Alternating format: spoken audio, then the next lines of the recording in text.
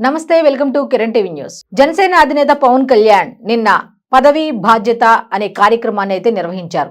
3459 మంది నామినేటెడ్ పదవుల్లో ఎంపికైన వారు ఎవరైతే ఉంటారో వాళ్ళందరికీ కూడా దిశానిర్దేశం చేసే ఉద్దేశంతో ఒక కార్యక్రమాన్ని నిర్వహించారు. ఈ కార్యక్రమానికి సంబంధించిన కొన్ని ముఖ్యమైన పాయింట్స్ ఉన్నాయి. ఆ పాయింట్స్ గురించి ఈరోజు మనం చర్చించుకోబోతున్నాం. దీనికి సంబంధించి ఫస్ట్ పాయింట్ వచ్చేసరికి ఇప్పటి వరకు జనసేనకు 3459 నామినేటెడ్ పదవులు వచ్చాయి.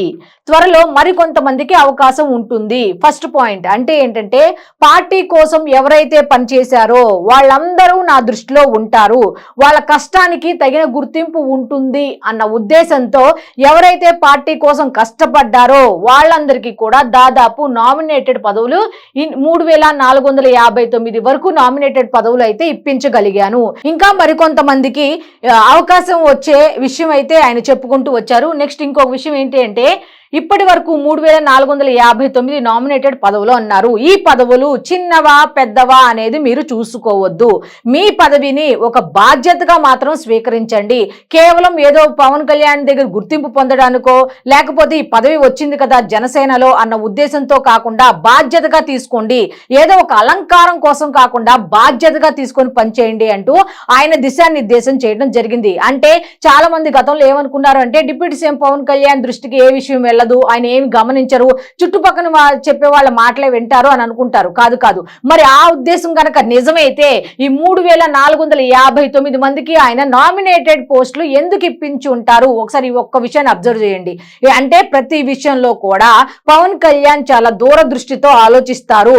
అంటే పార్టీ కోసం ఎవరు పనిచేశారు, ఏ విధంగా వాళ్ళ కష్టాలు అనుభవించారు అనే విషయాన్ని గతం నుంచి ప్రతిదీ కూడా ఆయన చెప్పుకుంటూ వచ్చారు. ఈ విషయాన్ని కూడా నిన్న స్పష్టం చేయడం జరిగింది.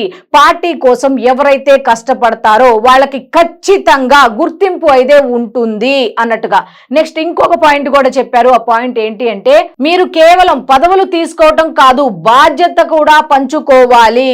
మీరు ఎంతసేపు పవన్ కళ్యాణ్ ఉన్నాడు, పవన్ కళ్యాణ్ చూసుకుంటాడు అంటే ఇప్పుడు నేను ఎక్కడికి వెళ్ళినా సరే చాలా మంది అర్జీలు ఇస్తున్నారు. మా ఊరికి రోడ్డు లేదు, మా ఊరికి మంచినీరు లేదు అన్నట్టుగా రకరకాల మౌలిక సదుపాయాలు లేవు. అక్కడ దాకా వస్తుందంటే ప్రజాస్వామ్య వ్యవస్థ సరిగ్గా పనిచేయట్లేదని అర్థం.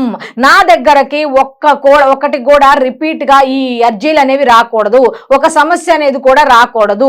అలా రాని రోజు మాత్రమే మీరు సవ్యంగా పనిచేస్తున్నట్టు లెక్క. ప్రతిదీ పవన్ కళ్యాణ్ భుజాల మీద వేయటం కాదు, ఆ బాధ్యత మీరు కూడా తీసుకోండి. ప్రతి సమస్య జనసేన వాళ్ళ దృష్టికి వెళ్తే సాల్వ్ అవుతుంది, కూటమి నేతల దృష్టికి తీసుకెళ్తే సాల్వ్ అవుతుంది అన్న ఉద్దేశంతో ప్రతి ఒక్కరు కూడా ఇన్వాల్వ్ అవ్వండి, పని చేయండి. పదవులు ఇచ్చాం కాబట్టి పని చేయండి బాధ్యతగా అంటూ ఆయన చెప్పుకుంటూ వచ్చారు. నెక్స్ట్ ఇంకొక పాయింట్ కూడా చెప్పారు. అది కూడా ఏంటో చూద్దాం. మన మీద నమ్మకంతో ఓట్లు వేసిన ప్రజలకు అండగా నిలబడకపోతే తలదించుకోవాల్సి వస్తుంది. ఆ పరిస్థితి తీసుకురాకండి. జనసేనకు ఓటు వేద్దామని ఏ విధంగా ప్రతి ఒక్కరు ముందుకొచ్చి 21 సీట్లకి 21 సీట్లు వాళ్ళు అంత ధీమాగా గెలిపించారు అంటే అదే ఉద్దేశంతో మనం కూడా పనిచేయాలి. ఇంకా నెక్స్ట్ సీట్లు పెరిగే అవకాశం ఉంటది కాబట్టి నెక్స్ట్ ఎలక్షన్స్ కి అరే జనసేన ఇచ్చిన మాట ప్రకారం మాట తప్పదు, ప్రతి పని చేసుకుంటా వెళ్తుంది అన్న నమ్మకం ప్రజల్లో కల్పించాలి అంటే మీరు ఖచ్చితంగా పని చేసి తీరాలి అన్నట్టు ఆయన చెప్పుకుంటూ వచ్చారు. నెక్స్ట్ ఇంకొక విషయం ఏంటంటే ప్రజలకు అండగా నిలబడండి, ప్రజలకి సపోర్ట్ ఇవ్వండి, వాళ్ళకు స్వేచ్ఛనివ్వండి. ఫలానా నాయకుడి దృష్టికి వెళ్తే ఈ సమస్య పరిష్కారం అవుతుంది. కేవలం పవన్ కళ్యాణ్ మాత్రమే చూపిస్తే కుదరదు, కిందున్న వాళ్ళందరూ కూడా బాధ్యత తీసుకోవాలి అంటే అని చెప్పుకుంటూ వచ్చారు.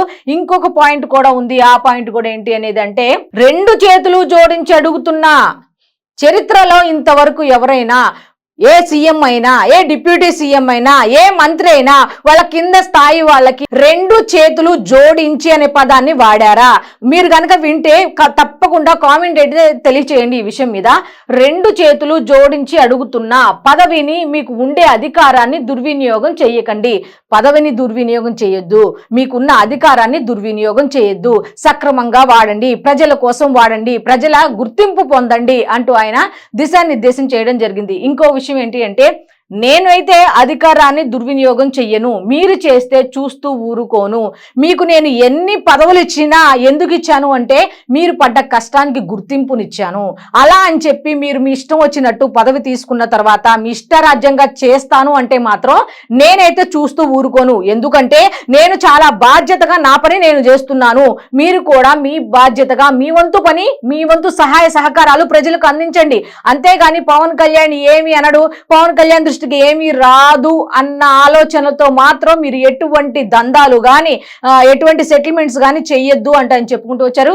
ఇంకొక విషయం ఏంటంటే లాస్ట్ గా పదవి అలంకారం కాదు, బాధ్యతగా తీసుకోండి. ప్రతి పదవి కూడా ఏదో ఇచ్చారులే ఏదో చేస్తాంలే అన్న ఉద్దేశం కాకుండా బాధ్యతగా ఈ ఊరికి సంబంధించిన ఎవరైతే లీడర్స్ ఉంటారో పలానా ఊరికి అరే ఈ సమస్యని మనమే సాల్వ్ చేయాలి, మనం సాల్వ్ చేసామన్న విషయం పవన్ కళ్యాణ్ దృష్టికి వెళ్ళాలి తప్ప ఈ సమస్యలు ఉన్నాయి ఇంకా ఎవరు సాల్వ్ చేయలేదు, పలానా జనసేన పార్టీ వాళ్ళు పట్టించుకోవట్లేదు అన్న మాట ఆయన దాకా వెళ్ళకూడదు. అంటే మీరు బాధ్యతగా పనిచేయాలి అంటూ నామినేటెడ్ పోస్టులు తీసుకున్న వాళ్ళందరికీ కూడా ఆయన దిశానిర్దేశం చేయడం జరిగింది.